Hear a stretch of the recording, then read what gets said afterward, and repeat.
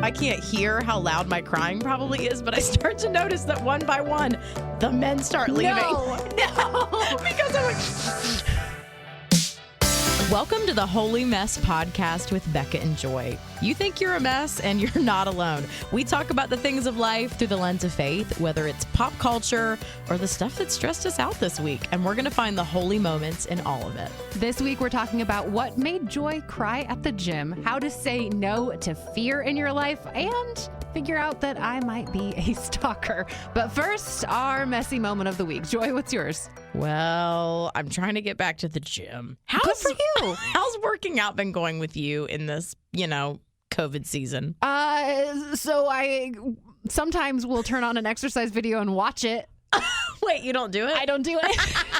I was about to be super impressed Nope, with her. I have good intentions. I'll go on maybe 2 walks a week. That's I don't know if good. that counts. You have a dog. It gets you out. I've Yeah. not been moving at all since having a child. So I'm back to the gym. But here's what you need to know for this story is that the gym, it's the YMCA. It's attached to my child's daycare. So I can literally drop him off and just walk inside. So it's perfect. Great. Yeah, I take my stuff. I drop him off. I take my work clothes and everything. So I went the other day and I had spent a full week of vacation with my son.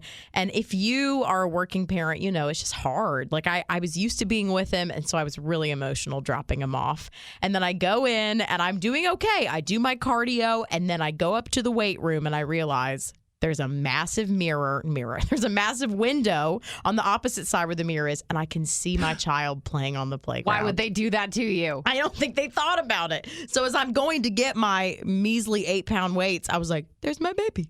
Oh, he's outside. And I need to tell you that the entire room was packed, Becca, with dudes, which can I just say, I used to be intimidated going into a weight room with guys, but something about being in my 30s, I'm just like, I don't care. Move out of the way, Joe Schmo with 90 pounds. I'm coming in here with my 10s. When I turned 30, I stopped caring a lot, too. Yes. There's something that just switches where you're like, this is my world, and I get to live on it. I get to lift weights with these men if I want to. It was the only woman in there.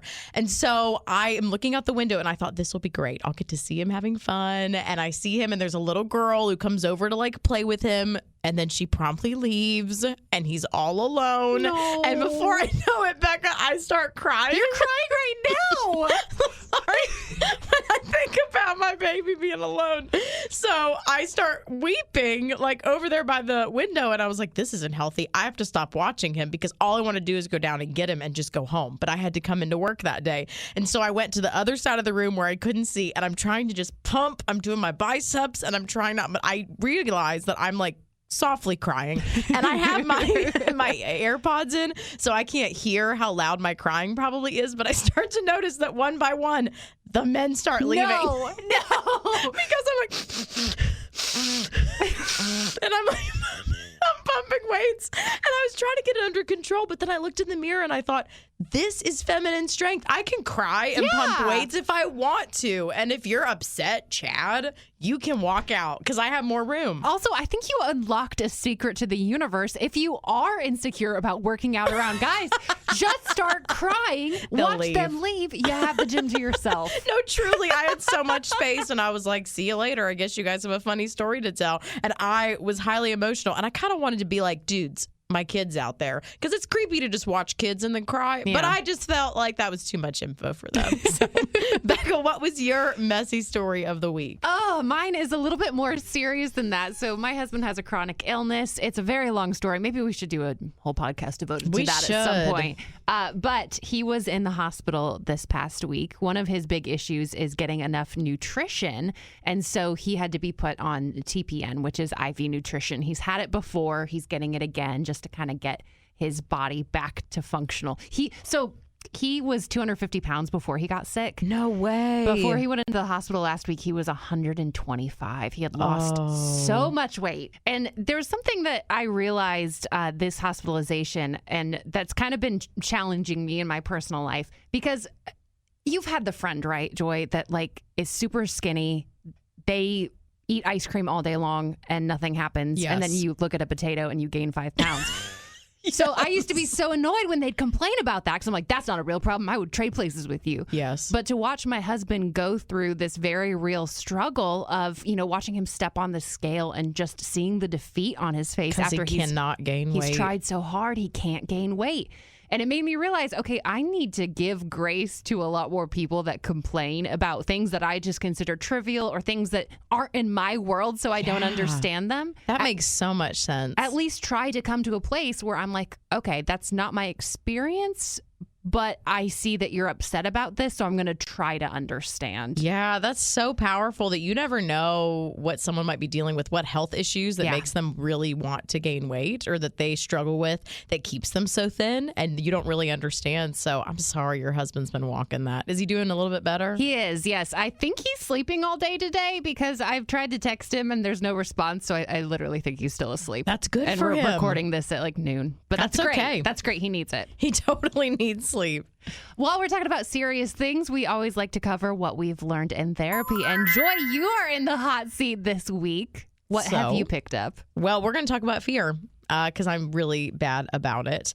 I have struggled with anxiety and fear most of my life. I'm an Enneagram 6. We might have mentioned that already. So that's one of my struggles.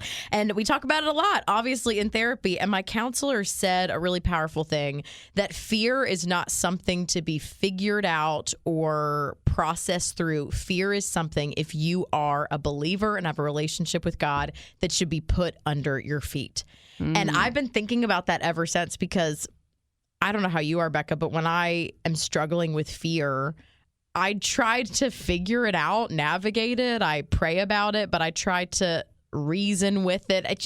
I don't even know what it looks like to just put it under my feet and be like, no, I am not today. Yes, I'm not dealing with this. So she talked about having a powerful posture about it. And there's just, I love that my counselor knows Jesus so well, but she said, we have authority over fear because we are God's children. It's our identity. And there's a Bible verse that says we weren't given a spirit of fear, but of power and of love and a sound mind. So if we're not given that spirit of fear and it comes up, it's not from God, it's from the enemy. And so she said, we don't bow a knee to fear. We don't try to figure it out. We take authority over it. We put it under our feet and we move on. I was like, okay, girl.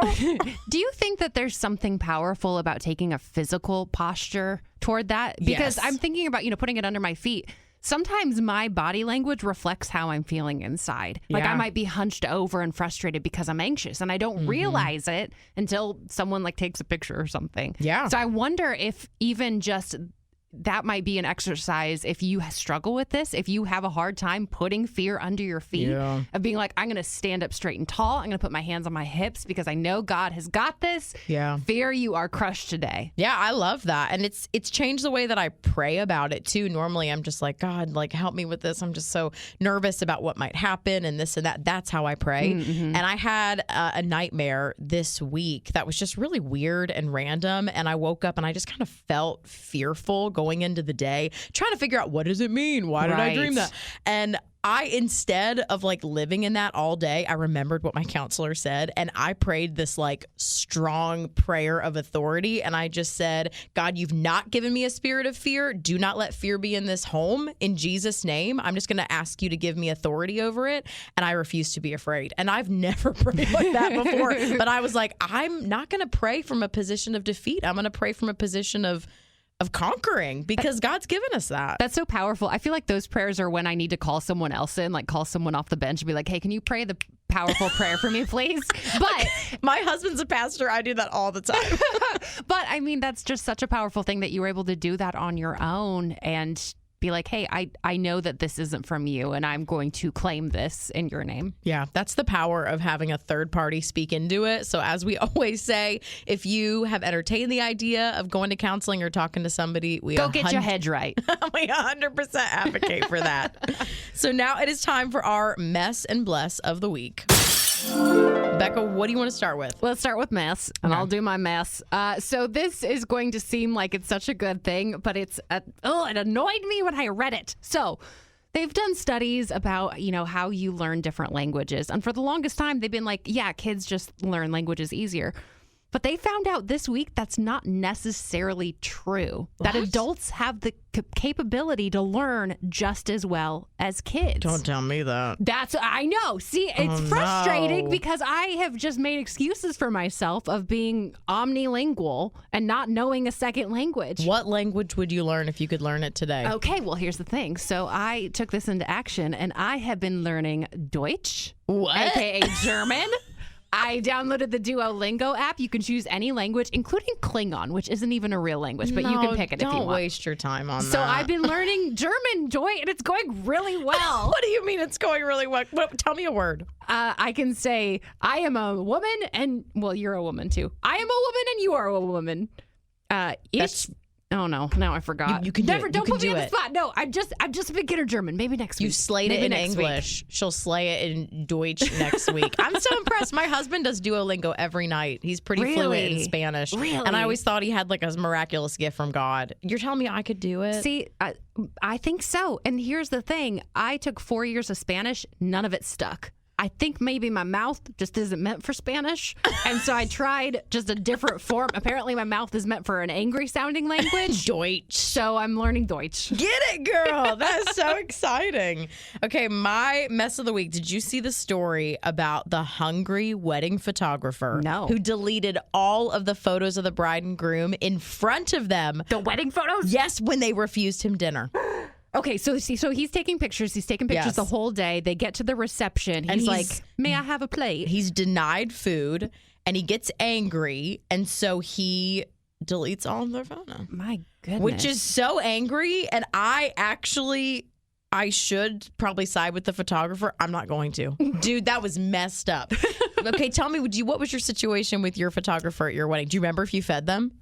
Yes, because I read all the blogs that say you're supposed to. So I had someone in charge of like making sure all our vendors got plates. And we have a friend who's a photographer, and she said, some weddings they do, some weddings they don't think about it. I usually just wait until someone says something. Yeah. It's important to feed your vendors. It totally is, but that's something you talk about ahead of time. Yeah. And if you haven't, I think you can't assume that you get food. He was mad he didn't have like a seat at a table. Like, you can't assume that. You're not a guest at the wedding. You're working the wedding. And so I've heard of some of my photographer friends, they bring food and snacks with them. They bring enough to sustain them. Of course, you should be allowed breaks and stuff like that. You have to. But I just can't believe that he was that mad that he deleted the photos. And he said he honestly wasn't being paid very well either. He should have been given some water to drink. I'm like, dude, bring your own stuff. Well, I'm curious. Okay, I'm going to start with the photographer on this one. Because really? I'm guessing. I'm just reading between the lines. I'm wondering if maybe they were a difficult wedding party all day. And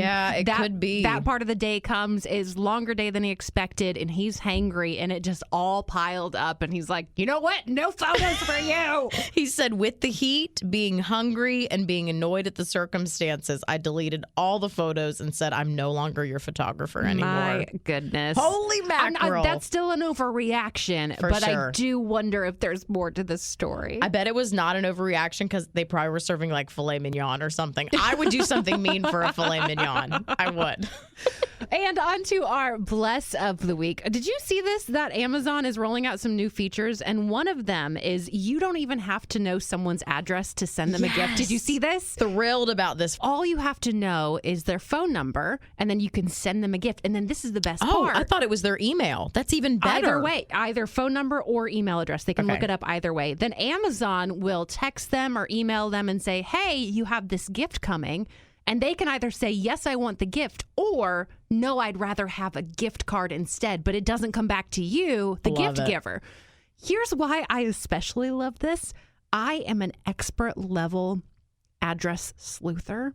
I have spent hours on the internet trying to figure out addresses of my friends. I have this one friend who You don't want to ask them? I don't want to ask them because I want to surprise them with something. Oh, yeah. And so I will be going through their Facebook pictures and be like, okay, there's a house number in the background. Okay, so let's cross-reference it with where their church is. I know they live fairly close to their church, so it's got to be in one of these neighborhoods. Should we hire Becca out to like look through our social media and make sure someone can't put together our addresses? I mean, I figured out some stuff just from social media. I will pay you more than that photographer probably is worth. Let's find out. Let's find out how secure your life is.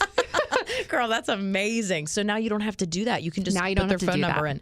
Here's what I loved about it is that you could, I don't know if they tell them what the gift is. I was hoping they would send a picture or something, but they, for surprise purposes, they probably don't. But I would love if I got someone a gift, they could look at it from Amazon and be like, oh, I don't want that. I'm not going to use it. Give me a gift card instead, because you don't want your money wasted. No. I'm like, if you're not going to use the bath bombs, then just get a $25 gift card. And get something you like. Yes, I loved that idea, but I don't know if they'll do it. Try it out. Oh, that's amazing. See what happens. Thank God for Amazon.